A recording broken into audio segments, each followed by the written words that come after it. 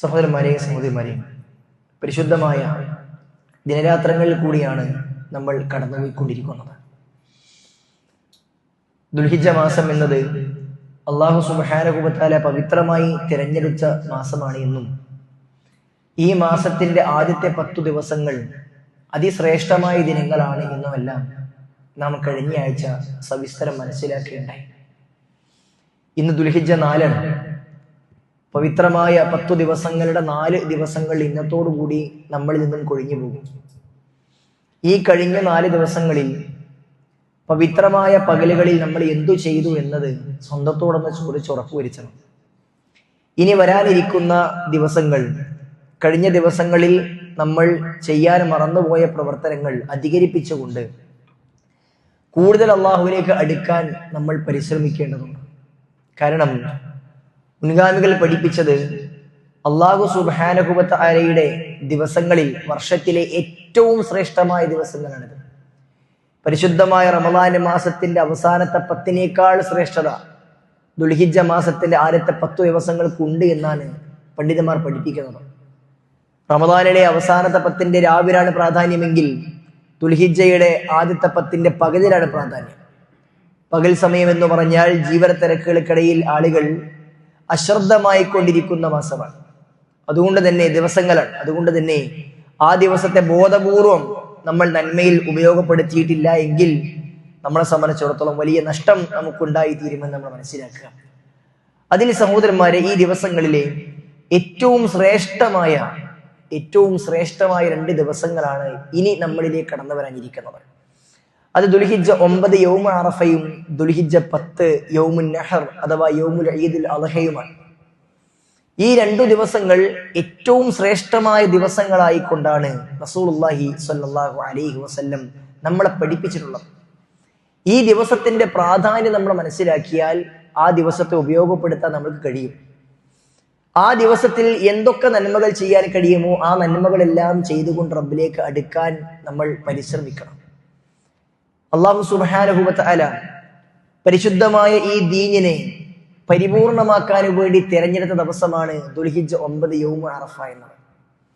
നമുക്കെല്ലാവർക്കും അറിയാം, 5-ാം അധ്യായം സൂറത്തുൽ മാഇദയുടെ 3-ാമത്തെ വചനം സുദീർഘമായ ഒരു ആയത്താണ്. ആ ആയത്തിൽ അല്ലാഹു സുബ്ഹാനഹു വ തആല പഠിപ്പിച്ച ഒരു കാര്യമുണ്ട്. അൽ യൗമ അക്മൽതു ലക്കും ദീനക്കും വഅത്മംതു അലൈക്കും നിഅമതി വറദീതു ലക്കുമുൽ ഇസ്ലാമ ദീന. അൽ യൗമ അക്മൽതു ലക്കും ദീനക്കും, ഇന്നേ ദിവസം ഇതാ നിങ്ങളുടെ ദീനിനെ ഞാൻ പൂർത്തിയാക്കി തന്നിട്ടുണ്ട്. വഅത്മംതു അലൈക്കും നിഅമതി, എന്റെ നിഅമത്തിനെ, അനുഗ്രഹത്തെ ഞാൻ പരിപൂർണമാക്കി നൽകിയിട്ടുണ്ട്. വറദീതു ലക്കും അൽ ഇസ്ലാമ ദീന, ഈ ഇസ്ലാമി എന്ന മതത്തെ നിങ്ങൾക്ക് ദീനായിക്കൊണ്ട്, മതമായിക്കൊണ്ട് നാം തൃപ്തിപ്പെട്ട് നൽകിയിരിക്കുന്നു എന്ന് അല്ലാഹു സുബ്ഹാനഹു വ തആല പ്രഖ്യാപിച്ചത്, പ്രവാചകൻ സല്ലല്ലാഹു അലൈഹി വസല്ലമയോട് പ്രഖ്യാപിക്കാൻ ആവശ്യപ്പെട്ടത് ചരിത്രത്തിൽ ഒരു ദുൽഹിജ്ജ 9-നാണ്. അള്ളാഹുവിന്റെ പ്രവാചകൻ സല്ലല്ലാഹു അലൈഹി വസല്ലം ജീവിതത്തിൽ അനുഷ്ഠിച്ച ഒരേ ഒരു ഹജ്ജ്, ആ ഹജ്ജിന്റെ ദിവസത്തിൽ, ആ ഹജ്ജ് കർമ്മത്തിനിടയിൽ ഏറ്റവും പ്രധാനപ്പെട്ട ദിവസമാണ് അറഫാ ദിനം എന്നത്. പ്രവാചകൻ പഠിപ്പിച്ചില്ലേ, അൽ ഹജ്ജു അൽ അറഫ, ഹജ്ജ് എന്ന് പറഞ്ഞാൽ അറഫയാണ്. അറഫയിൽ സംഗമിക്കാത്തവന് ഹജ്ജ് ലഭിക്കുകയില്ല. നമ്മുടെ നാടുകളിൽ നിന്നൊക്കെ ധാരാളം ആളുകൾ ഹജ്ജ് കർമ്മത്തിന് വേണ്ടി പുറപ്പെട്ടിട്ടുണ്ട്. അവരൊക്കെ മക്കയിൽ എത്തിയിട്ടുണ്ട്. അല്ലാഹു സുബ്ഹാനഹു വ തആല അവർക്കെല്ലാം മഖ്ബൂലും മബ്റൂറുമായ രൂപത്തിൽ ഹജ്ജ് കർമ്മം നിർവഹിക്കാനുള്ള തൗഫീഖ് നൽകുമാറാകട്ടെ. ആ ഹജ്ജ് കർമ്മത്തിൽ ഹജ്ജിന് ചെയ്യുന്ന ഹാജിമാർ ഏറ്റവും പ്രധാനമായും ചെയ്യേണ്ട പ്രവർത്തനമാണ് അറഫയിൽ സംഗമിക്കുക എന്നുള്ളത്. അറഫയുടെ പകൽ സമയത്ത് ഒരല്പനേരമെങ്കിലും അറഫയിൽ നിൽക്കുക എന്നത് ഏറ്റവും പ്രധാനപ്പെട്ട വിഷയമാണ്. ഹജ്ജിന്റെ മറ്റുള്ള കർമ്മങ്ങൾ, വാജിബാത്തുകളിൽ ഏതെങ്കിലും ഒന്ന് നഷ്ടപ്പെട്ടു പോയിട്ടുണ്ടെങ്കിൽ അവനെ കഫാറത്തായിക്കൊണ്ട് മൃഗത്തെ അറുത്ത് കഴിഞ്ഞാൽ പകരമായി തീരും. എന്നാൽ അറഫയിൽ ഒരു വ്യക്തി സംഗമിച്ചിട്ടില്ല എങ്കിൽ അവന് ഹജ്ജ് ലഭിക്കുകയില്ല. അവൻ അടുത്ത വർഷം വീണ്ടും ഹജ്ജ് ചെയ്യേണ്ടതുണ്ട് എന്നാണ്. അതുകൊണ്ട് നമുക്കറിയാം, അറഫയിൽ സംഗമിക്കുന്ന സമയത്ത് ഹെലിപാഡിലൊക്കെ ഹാജിമാർ, രോഗികളായ ഹാജിമാരെ ഹെലികോപ്റ്ററിലൊക്കെ വന്നുകൊണ്ട് അറഫയിൽ ഇറക്കിയിട്ട് തിരിച്ചു കൊണ്ടുപോകുന്ന കാഴ്ചകളൊക്കെ നമ്മൾ എല്ലാ വർഷവും കാണാറുണ്ട്. മറ്റു മിനയിലോ മുസ്ദലിഫയിലോ ഒന്നും ഇത്തരത്തിലുള്ള കാര്യങ്ങൾ കാണാറില്ല. കാരണം എന്താണ്? അതൊക്കെ ചെയ്തിട്ടില്ല എങ്കിലും അറവ് നടത്തിയാൽ അതിന് പ്രതികാരമായിക്കൊള്ളും, അതിനെ പരിഹരിക്കപ്പെടും. എന്നാൽ അറഫയിൽ നിർബന്ധമായും സംഗമിക്കേണ്ടതുണ്ട്. അങ്ങനെ പ്രവാചകൻ സല്ലല്ലാഹു അലൈഹി വസല്ലമയുടെ കൂടെ ഹജ്ജ് ചെയ്ത 1,00,000-ൽ പരം വരുന്ന സഹാബികളെ സാക്ഷി നിർത്തിക്കൊണ്ട് അല്ലാഹു സുബ്ഹാനഹു വ തആല പഠിപ്പിച്ചു, ഇതാ നിങ്ങൾക്ക് ദീന് പൂർത്തിയാക്കിയിട്ടുണ്ട്. ഇനി ഈ ദീനിലേക്കൊന്നും കൂട്ടാനോ കുറക്കാനോ ഇല്ല. അതുകൊണ്ടാണ് ഇമാം മാലിക് റഹിമഹുല്ലാഹ് പറഞ്ഞത്, ഫമാലം യകുൻ യൗമഇദിൻ ദീനൻ ഫലാ യകുൻ ലിയൗമ ദീന. അന്നേ ദിവസം റസൂലുള്ളാഹി സ്വല്ലല്ലാഹു അലൈഹി വസല്ലമക്ക് ഈ ആയത്ത് ഇറങ്ങുന്ന ദിവസം എന്തൊക്കെ ദീനായിട്ടുണ്ടോ അത് മാത്രമേ ഇന്ന് ദീനായിട്ടുള്ളൂ. അന്ന് എന്തെല്ലാം ദീനല്ലാതിരുന്നിട്ടുണ്ടോ അത് ഇന്നും ദീനല്ല. ഈ ദീനിലേക്ക് എന്തെങ്കിലും കൂട്ടിച്ചേർക്കാനോ ഈ ദീനിലേക്ക് എന്തെങ്കിലും കുറക്കാനോ ഒരാൾക്കും അധികാരമില്ല. പണ്ഡിതന്മാർ പഠിപ്പിക്കുന്നു, വിശുദ്ധ ഖുർആനിൽ ഈ വചനത്തിന് ശേഷവും ആയത്തുകൾ ഇറങ്ങിയിട്ടുണ്ട്. അല്ലാഹു സുബ്ഹാനഹു വ തആല ആയത്തുകൾ വീണ്ടും ഇറക്കിയിട്ടുണ്ട്. പക്ഷേ ഈ ആയത്തിന് ശേഷം ഇസ്ലാമിൽ ഒരു നിയമവും പുതുതായി പഠിപ്പിച്ചിട്ടില്ല. ഇസ്ലാമിന്റെ ആചാര അനുഷ്ഠാന കർമ്മങ്ങൾ ഈ ആയത്തോടു കൂടി പൂർത്തിയായിട്ടുണ്ട്. പിന്നീട് തസ്കിയത്തുമായി ബന്ധപ്പെട്ട ആത്മസംസ്കരണങ്ങളുമായി ബന്ധപ്പെട്ട വചനങ്ങൾ മാത്രമാണ് അതിനുശേഷം ഇറങ്ങിയിട്ടുള്ളത്. മതത്തിന്റെ കാര്യങ്ങൾ പഠിപ്പിക്കുന്ന എല്ലാം ഈ ആയത്തോടു കൂടി പൂർണ്ണമായിട്ടുണ്ട്. അഥവാ ഈ ദീന് എങ്ങനെ നമ്മൾ ആചരിച്ച് മുന്നോട്ട് പോകണം എന്നത് അറഫ ദിനത്തിലാണ് അല്ലാഹു സുബ്ഹാനഹു വ തആല പരിപൂർണമാക്കി നൽകിയിട്ടുള്ളത്. അത് തന്നെ ഈ ദിവസത്തിന്റെ ഏറ്റവും വലിയ പ്രത്യേകതയാണ്. ആ ദിവസത്തെ പ്രത്യേകമായി കൂടെ തന്നെയാണ് വിശ്വാസികൾ കാണുന്നത്. എന്നാൽ വിശ്വാസികൾക്ക് ഒരു ദിവസത്തിന്റെ പ്രത്യേകത പ്രവാചകനെ പഠിപ്പിച്ചു നൽകിയാൽ ആ ദിവസത്തെ എങ്ങനെ ചെയ്യണമെന്നതും ഈ ദീന് പഠിപ്പിച്ചു നൽകിയിട്ടുണ്ട്. അതിനപ്പുറത്തേക്കൊന്നും ചെയ്യാൻ പാടില്ല. മഹാനായ ഉമർ ഇബ്നു ഖത്താബ് റളിയല്ലാഹു അൻഹു അടുക്കലേക്ക് ഒരു ജൂതനായ വ്യക്തി വന്നുകൊണ്ട് പറഞ്ഞു, ആയത്തുൽ ഫീ കിതാബിക്കും തഖറഊനഹ, അല്ലയോ ഉമറേ, നിങ്ങളുടെ കിതാബിൽ നിങ്ങളുടെ ഗ്രന്ഥത്തിൽ നിങ്ങൾ പാരായണം ചെയ്യുന്ന ഒരു ആയത്തില്ലേ, ലൗ അലൈനാ മഅ്ശറൽ യഹൂദി നസലത്, ഞങ്ങൾ ജൂതന്മാർക്കാണ് ഈ ആയത്ത് ഈ വചനം കിട്ടിയിട്ടുള്ളതെങ്കിൽ ലത്തഖദ്നാ ദാലികൽ യൗമ ഈദൻ, ഞങ്ങൾ ആ ദിവസത്തെ ഒരു ആഘോഷത്തിന്റെ ഈദിന്റെ ദിവസമാക്കി മാറ്റും. കാരണം ദീന പൂർത്തിയാക്കി കിട്ടി, നമ്മളതങ്ങ് ആഘോഷിച്ച് തിമിർക്കുമായിരുന്നുവെന്ന് ജൂതനായ മനുഷ്യൻ ഉമർ ഇബ്നു ഖത്താബ് റളിയല്ലാഹു അൻഹുവിനോട് പറഞ്ഞു. ആ സമയത്ത് ഉമർ റളിയല്ലാഹു അൻഹു മറുപടി കൊടുത്തു, ഖദ് അറഫനാ ദാലികൽ യൗം, ഞങ്ങൾക്ക് ആ ദിവസം ഏതെന്നറിയാം. വൽ മകാന അല്ലദീ നസലത ഫീഹി അല നബി സല്ലല്ലാഹു അലൈഹി വസല്ലം, പ്രവാചകൻ സല്ലല്ലാഹു അലൈഹി വസല്ലമക്ക് ഈ ആയത്ത് പ്രവാചകൻ എവിടെ നിൽക്കുമ്പോഴാണ് എവിടെയാണ് ഇറങ്ങിയത് നമുക്ക് കൃത്യമായിട്ട് അറിയാം. വഹുവ ഖായിമുൻ ബിഅറഫ യൗമ ജുമഅ, ജുമഅ ദിവസം ഒരു വെള്ളിയാഴ്ച ദിവസമായിരുന്നു അന്ന് അറഫ ഉണ്ടായിരുന്നത്. വെള്ളിയാഴ്ച ദിവസം പ്രവാചകൻ സല്ലല്ലാഹു അലൈഹി വസല്ലമ അറഫയിൽ നിൽക്കുന്ന സമയത്താണ് നമുക്ക് ഈ ആയത്ത് ഇറങ്ങിയത്. ആ സമയവും എവിടെ വെച്ച് ഈ ഒരു സന്ദർഭത്തിൽ കൃത്യമായി ഞങ്ങൾക്കറിയാം. പക്ഷേ എല്ലാ അറഫാ ദിനം വരുമ്പോഴും നമുക്ക് ദീന പൂർത്തിയാക്കിയ ദിവസമാണെന്ന് പറഞ്ഞുകൊണ്ട് ഒരു പ്രത്യേക ആഘോഷം റസൂലുള്ളാഹി സ്വല്ലല്ലാഹു അലൈഹി വസല്ലം പഠിപ്പിച്ചിട്ടില്ല. അതുകൊണ്ട് ഞങ്ങൾ ചെയ്യാറില്ല, ഞങ്ങൾ ചെയ്യുകയുമില്ല എന്നാണ്. ദീനിന്റെ പേരിൽ ആഘോഷങ്ങൾ ഉണ്ടാക്കിക്കൊണ്ടിരിക്കുന്ന വ്യത്യസ്ത മഖബറകളിൽ ജാറങ്ങളിലൊക്കെ ആഘോഷങ്ങളുടെ പൊടിപൂരങ്ങൾ ഉണ്ടാക്കുന്ന മുസ്ലിം നാമധാരികളെ ആളുകൾക്ക് ഈ വിഷയത്തിൽ വലിയ പാഠമുണ്ട്. ഇസ്ലാം ഒരിക്കലും അത്തരം ആഘോഷങ്ങൾ എന്തെങ്കിലുമായി ബന്ധപ്പെട്ടുകൊണ്ട് പഠിപ്പിച്ചിട്ടില്ല. രണ്ടേ ആഘോഷം മാത്രമാണ് ഉള്ളത്. അപ്പോൾ വളരെ പ്രാധാന്യമുള്ള ദിവസമായിക്കൊണ്ട് ദീനിന്റെ പൂർത്തീകരണമായി കൊണ്ടാണ് അല്ലാഹു സുബ്ഹാനഹു വ തആല ഈ ദിവസത്തെ തെരഞ്ഞെടുത്തിട്ടുള്ളത്. അതേപോലെ തന്നെ അല്ലാഹു സുബ്ഹാനഹു വ തആല വിശുദ്ധ ഖുർആനിൽ പ്രത്യേകം എടുത്തു പറഞ്ഞ ദിവസമാണ് യൗമ അറഫ എന്നത്. മൊത്തത്തിൽ വലയാലിനി അശ്റ എന്ന സൂറത്തുൽ ഫജ്റിലൂടെ 10 രാത്രികൾ എന്ന് പറയുന്നിടത്ത് ഈ 10 ദിവസങ്ങളെ അല്ലാഹു സുബ്ഹാനഹു വ തആല പൊതുവായി പരാമർശിച്ചിട്ടുണ്ട്. എന്നാൽ ഈ ദിവസത്തെ അല്ലാഹു സുബ്ഹാനഹു വ തആല പ്രത്യേകമായി പരാമർശിച്ചത് തൊട്ടടുത്ത വചനങ്ങളിൽ വശഫ്ഇ വൽ വതർ, ഇരട്ടയും ഒറ്റയും തന്നെയാണ് സത്യം എന്ന് അല്ലാഹു സുബ്ഹാനഹു വ തആല സത്യം ചെയ്ത് പറഞ്ഞതിന് വിശദീകരണമായി കൊണ്ട് ഇബ്നു അബ്ബാസ് റളിയല്ലാഹു അൻഹു പഠിപ്പിക്കുന്നു, അശ്ശഫ്ഉ യൗമുൻ നഹർ, ഇരട്ട എന്ന് പറഞ്ഞാൽ യൗമുൻ നഹർ അഥവാ ദുൽഹിജ്ജ 10 പെരുന്നാൾ ദിവസമാണ്. വൽ വത്റു യൗമ അറഫ, വത്ർ ഒറ്റ എന്ന് പറഞ്ഞാൽ അത് അറഫ ദിവസമാണ്. അല്ലാഹു സുബ്ഹാനഹു വ തആല സത്യം ചെയ്ത് പറഞ്ഞു. വശാഹിദിൻ വമശ്ഹൂദ് എന്ന് സൂറത്തുൽ ബുറൂജിന്റെ 3-ാമത്തെ വചനത്തിൽ അല്ലാഹു വീണ്ടും ഇതേ ദിവസത്തെ സത്യം ചെയ്തുകൊണ്ട് പറയുന്നു. ഇതിനെ വിശദീകരിച്ചുകൊണ്ട് പ്രവാചകൻ സല്ലല്ലാഹു അലൈഹി വസല്ലം തന്നെ പറഞ്ഞു, അൽ യൗമുൽ മൗഊദ് യൗമുൽ ഖിയാമ, യൗമുൽ മൗഊദ് വാഗ്ദത്ത ദിവസം എന്ന് പറഞ്ഞാൽ അത് ഖിയാമത്ത് നാളാണ്. വൽ യൗമുൽ മശ്ഹൂദ് സാക്ഷ്യം നിൽക്കുന്ന ദിവസം എന്ന് പറഞ്ഞാൽ അത് യൗമു അറഫ, അത് അറഫ ദിവസമാണ് എന്നാണ്.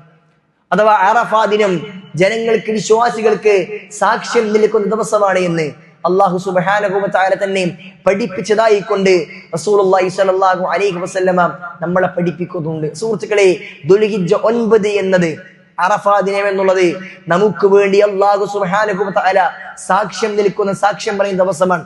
ആ അറഫാ മൈതാനി ഒരുമിച്ച് കൂടുന്ന ആളുകൾക്ക് വേണ്ടി അറഫാ മൈതാനി തന്നെ അല്ലാഹു സുബ്ഹാനഹു വ തആല സാക്ഷ്യം പറയുമെന്ന് റസൂലുള്ളാഹി സ്വല്ലല്ലാഹു അലൈഹി വസല്ലം പഠിപ്പിക്കുന്നു. അത് വല്ലാത്തൊരു പ്രത്യേകതയാണ്. മൂന്നാമതായി അറഫാ ദിനത്തിന്റെ പ്രത്യേകത എന്ന് പറഞ്ഞാൽ അള്ളാഹുവിന്റെ പ്രവാചകൻ സല്ലല്ലാഹു അലൈഹി വസല്ലം പഠിപ്പിക്കുന്നു, അള്ളാഹുവിന്റെ ഭൂമി ലോകത്ത് നരകത്തിൽ നിന്ന് ആളുകളെ മോചിപ്പിക്കുന്ന ദിവസം ഈ അറഫാ ദിനത്തെക്കാൾ വലുതേ മറ്റൊന്നുമില്ല എന്നാണ്. അല്ലാഹു സ്വല്ലല്ലാഹു അലൈഹി വസല്ലം പഠിപ്പിക്കുകയാണ്, ഇന്നല്ലാഹ അസ്സ വജല്ല യുബാഹി അൽ മലായികത ബിഗൈരി അറഫാത്തിൻ. അറഫയിൽ സംഗമിക്കുന്ന ആളുകളെ കുറിച്ച് അല്ലാഹു സുബ്ഹാനഹു വ തആല പുളകം കൊള്ളും. അല്ലാഹു സുബ്ഹാനഹു വ തആലക്ക് വല്ലാത്ത അഭിമാനം ആ ദിവസം ഒരുമിച്ച് കൂടുന്ന ആളുകളെ കുറിച്ച് ഉണ്ടാകുമെന്നാണ് അല്ലാഹു സുബ്ഹാനഹു വ തആല പ്രവാചകൻ പഠിപ്പിക്കുന്നു. മാ മിൻ യൗമിൻ അക്സറ മിൻ യുഅ്തിഖല്ലാഹു ഫീഹി അബ്ദൻ മിനൻ നാരി മിൻ യൗമി അറഫ. ഈ അറഫ ദിവസത്തേക്കാൾ അല്ലാഹു സുബ്ഹാനഹു വ തആലക്ക് ജനങ്ങളെ നരകത്തിൽ മോചിപ്പിക്കുന്ന വേറെ ഒരു ദിവസവുമില്ല. അവർ ഒരുമിച്ച് കൂടുന്ന വിഷയത്തിൽ അല്ലാഹുവിന് വല്ലാത്ത അഭിമാനം ഉണ്ടാകും.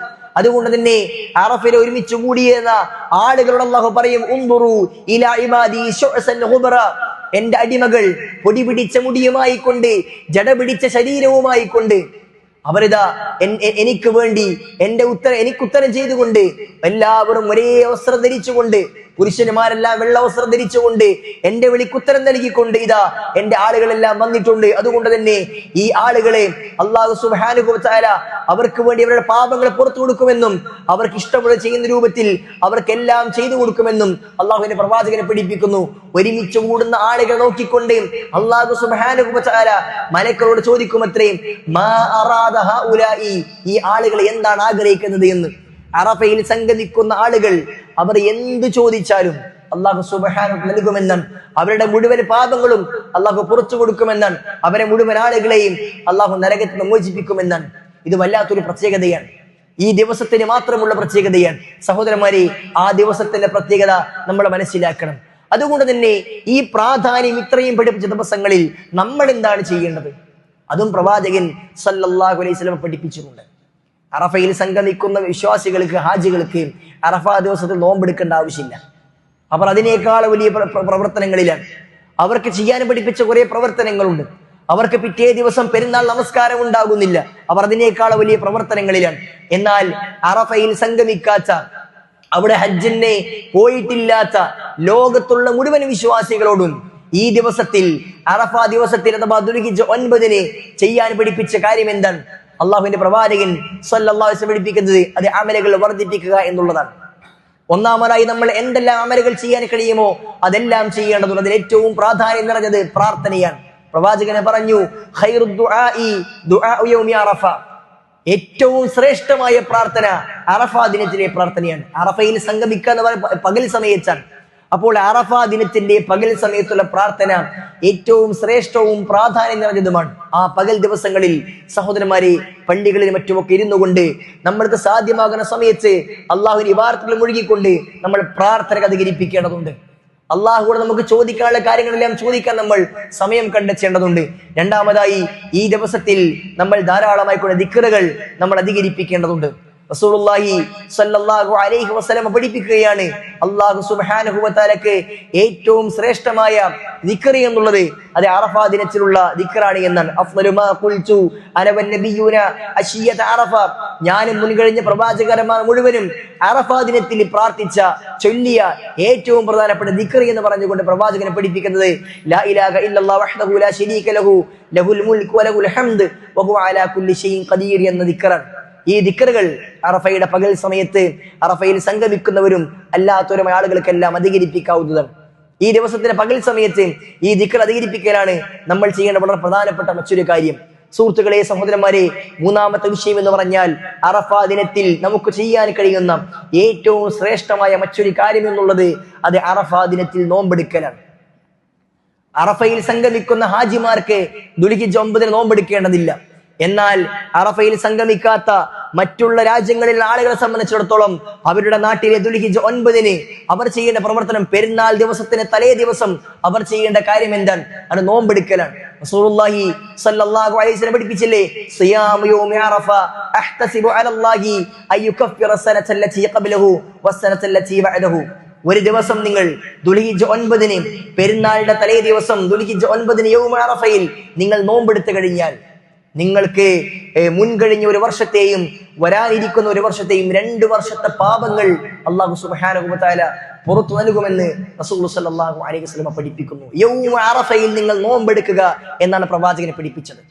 അറഫയിൽ ഹാജിമാർ സംഗമിക്കുമ്പോൾ നിങ്ങൾ നോമ്പെടുക്കുക എന്നല്ല പ്രവാചകനെ പറഞ്ഞത്. യൗമ അറഫ എന്ന് പറഞ്ഞാൽ ആ ദിവസത്തിന്റെ പേരാണ്. ദുൽഹിജ്ജയിലെ ഓരോ ദിവസങ്ങൾക്കും പേരുണ്ട്. ദുൽഹിജ്ജ 8 യൗമു തർവിയ, ദുൽഹിജ്ജ 9 യൗമു അറഫ, ദുൽഹിജ്ജ 10 യൗമുൻ നഹർ, ദുൽഹിജ്ജ 11, 12, 13 അയ്യാമു തശ്രീഖ്. അത് ഓരോ നാട്ടിലെയും ദിവസങ്ങൾ എന്നാണോ അതിനാണ് ആ പേരുള്ളത്. അപ്പോൾ നമ്മുടെ നാട്ടിലെ യൗമ അറഫ എന്നാണോ അന്ന് നോമ്പെടുത്താൽ നമുക്ക് ഈ പുണ്യം ലഭിക്കുമെന്ന് റസൂലുള്ളാഹി സ്വല്ലല്ലാഹു അലൈഹി വസല്ലമ നമ്മളെ പഠിപ്പിക്കുന്നു. സുഹൃത്തുക്കളെ, സഹോദരന്മാരെ, സഹോദരിമാരെ, ഈ ദിവസത്തെ ഈ നോമ്പ് കൊണ്ടും ദിക്ർ കൊണ്ടും പ്രാർത്ഥന കൊണ്ടുമെല്ലാം നമ്മൾ അധികരിപ്പിക്കുവാൻ ശ്രദ്ധിക്കേണ്ടതുണ്ട്. ഏറെ ശ്രേഷ്ഠമായ ദിവസത്തെ നമ്മൾ നശിപ്പിക്കുവാൻ പാടില്ല. അതുകൊണ്ട് അറഫ ദിനത്തിന്റെ പ്രാധാന്യം മനസ്സിലാക്കി, പ്രത്യേകിച്ച് ദുൽഹിജ്ജ 10 ദിവസങ്ങളിലെ പൊതുവായ പ്രാധാന്യം എല്ലാം മനസ്സിലാക്കി ഇബാദത്ത് അധികരിപ്പിക്കുവാൻ നമ്മൾ ശ്രമിക്കേണ്ടതുണ്ട്. ഇനി വരാനിരിക്കുന്ന 4 ദിവസങ്ങൾ നമുക്ക് ധാരാളമായി കൊണ്ട് ദിക്റും ദുആവും പ്രാർത്ഥനകളും നമസ്കാരവും എല്ലാം ചെയ്യാവുന്ന സമയങ്ങളാണ്. ഈ ദിവസങ്ങളിൽ സാധ്യമാകുന്ന ആളുകളെല്ലാം പകൽ സമയത്ത് നോമ്പെടുത്താൽ അത് വലിയ പുണ്യമുള്ള വിഷയമാണ്. അതിനേക്കാളപ്പുറത്ത് ദുൽഹിജ്ജ 9 പ്രത്യേകമായി കൊണ്ട് ആ ദിവസത്തിന്റെ പ്രാധാന്യം മനസ്സിലാക്കി ഇബാദത്ത് അധികരിപ്പിക്കുവാൻ നോമ്പനുഷ്ഠിക്കുവാനും എല്ലാം നമ്മൾ സന്നദ്ധമാവുക. അല്ലാഹു സുബ്ഹാനഹു വ തആല കർമ്മങ്ങളിൽ മുന്നേറുന്ന വിശ്വാസികളുടെ കൂട്ടത്തിൽ നമ്മെ എവരെയും ഉൾപ്പെടുത്തി അനുഗ്രഹിക്കുമാറാകട്ടെ.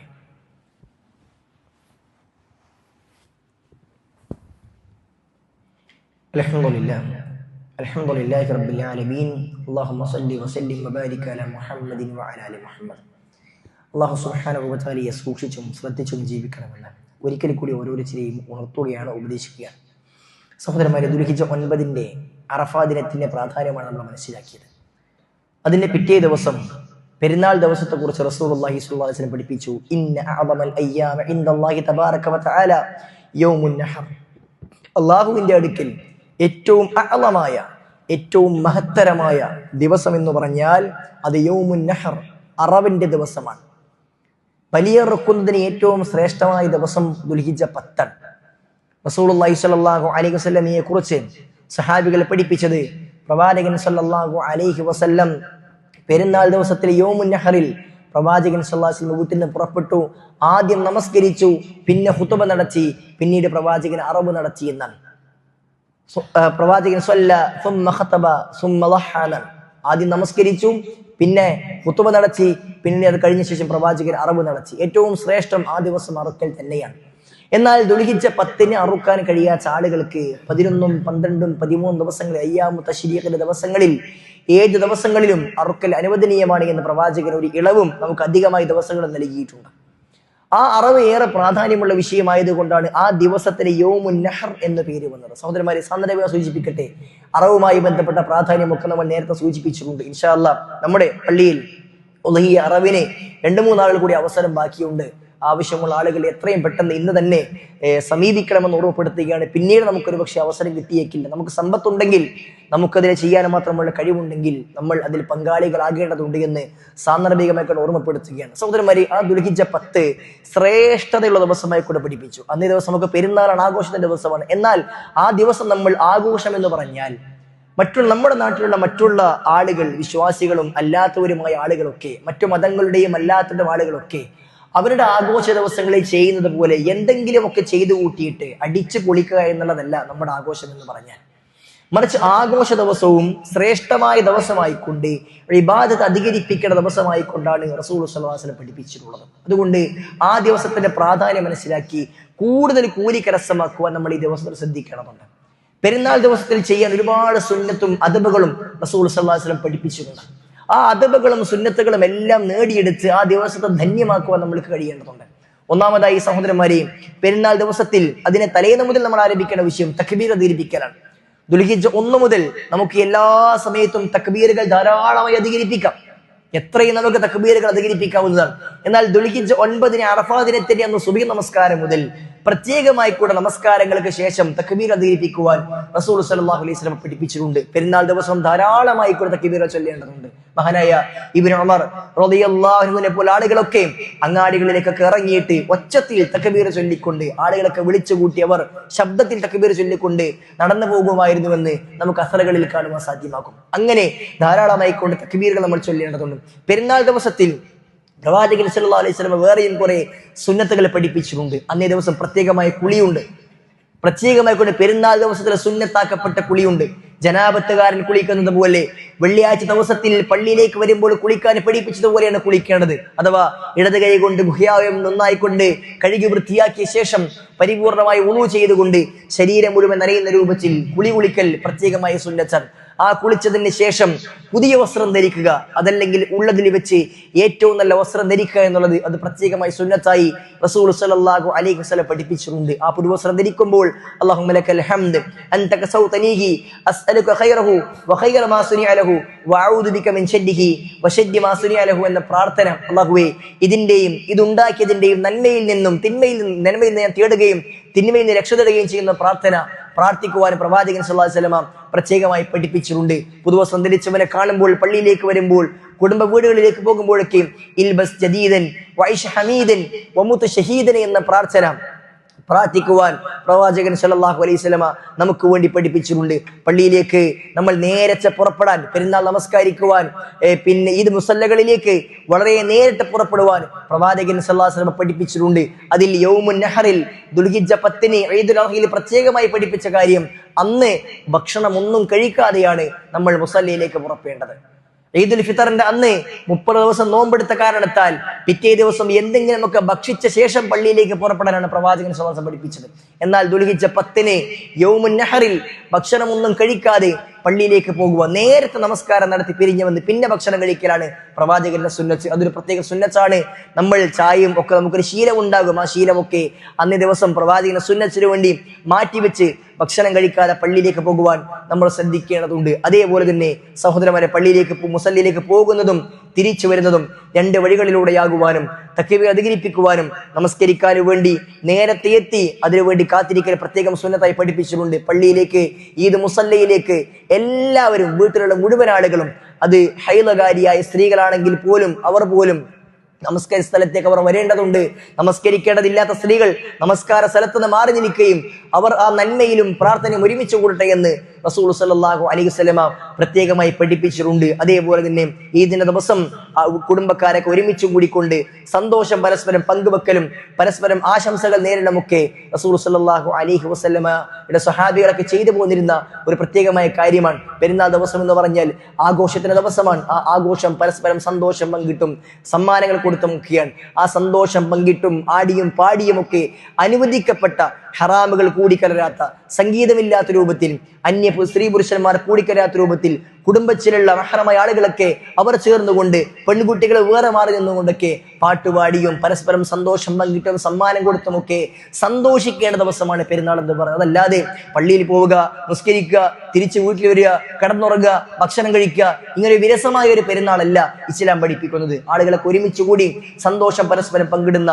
സന്തോഷത്തിന്റെ ദിവസമായി കൊണ്ട് തന്നെ ഈ ദിവസത്തെ മാറ്റിത്തീർക്കുവാൻ നമ്മൾ ശ്രദ്ധിക്കേണ്ടതുണ്ട്. ആ രൂപത്തിൽ എല്ലാ സുന്നത്തുകളും നേടിയെടുത്തുകൊണ്ട് നമ്മൾ ആ ദിവസം പ്രത്യേകമായി കൊണ്ട് ഇബാദത്ത് അധികരിപ്പിക്കേണ്ടതുണ്ട്. ആ ദിവസത്തിൽ പള്ളികളിൽ നമസ്കരിക്കാനായി ജമാഅത്തിന് വേണ്ടി പുരുഷന്മാർ എത്തുവാൻ പ്രത്യേകം ശ്രദ്ധിക്കേണ്ടതുണ്ട്. വീടുകളിൽ സ്ത്രീകളും നമസ്കാരം ഒഴിവാക്കാതിരിക്കാൻ പ്രത്യേകം ശ്രദ്ധിക്കേണ്ടതുണ്ട്. എടുക്കുന്ന വസ്ത്രം, ധരിക്കുന്ന വസ്ത്രം അല്ലാഹു സുബ്ഹാനഹു വ തആല ഏറ്റവും ശ്രേഷ്ഠമാക്കിയ ദിവസത്തിലെ നമ്മുടെ വസ്ത്രം ഒരിക്കലും അനിസ്ലാമികമായ വസ്ത്രമാകാതിരിക്കുവാൻ കുടുംബത്തിലെ ഓരോരുത്തരും ശ്രദ്ധിക്കേണ്ടതുണ്ട്. നമ്മുടെ മക്കളും മറ്റുള്ളവരും ഒക്കെ അനാവശ്യങ്ങൾ ഇടപെടാതിരിക്കുവാനൊക്കെ മാതാപിതാക്കൾ പ്രത്യേകമായി ശ്രദ്ധിക്കേണ്ടതുണ്ട്. അങ്ങനെ എല്ലാ കാര്യങ്ങളും ശ്രദ്ധിച്ചുകൊണ്ട് നന്മകൾ ധാരാളമായി കൊണ്ട് വാരിക്കൂട്ടുന്ന ദിവസമായിക്കൊണ്ട് പെരുന്നാൾ ദിവസം നമ്മൾ മാറ്റിയെടുക്കുക. അതുകൊണ്ട് സഹോദരന്മാരെ, വരാനിരിക്കുന്ന 2 വലിയ മഹത്തായ ദിവസങ്ങൾ, 1 ദുൽഹിജ്ജ 9 യൗമുൽ അറഫയും, 2 ദുൽഹിജ്ജ 10 യൗമുൻ നഹറും, അത് രണ്ടും നമ്മൾ പുണ്യം കരസ്ഥമാക്കുവാൻ, വാരിക്കൂട്ടാൻ നമ്മൾ ഉപയോഗപ്പെടുത്തേണ്ടതുണ്ട്. അല്ലാഹു സുബ്ഹാനഹു വ തആല അതിനെ നമുക്ക് ഏവർക്കും നല്ല തൗഫീഖ് നൽകി അനുഗ്രഹിക്കുമാറാകട്ടെ.